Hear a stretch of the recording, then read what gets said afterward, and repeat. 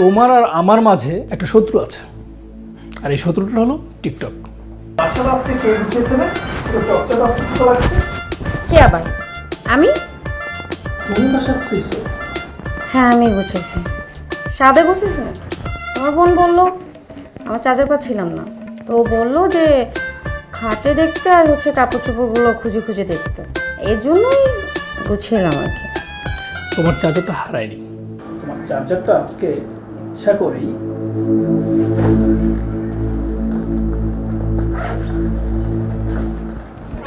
আমি নিয়ে গিয়েছিলাম। নাও, আমার চাচা তোমার কাছে? আমার কাছে। তার মানে এটা তুমি ইচ্ছা করে করছো যাতে আমি টিকটক ভিডিও না করতে পারি? তুমি একদম ঠিক বলেছো, আমি ইচ্ছে করে লুকিয়ে রেখেছিলাম। কেন জানো?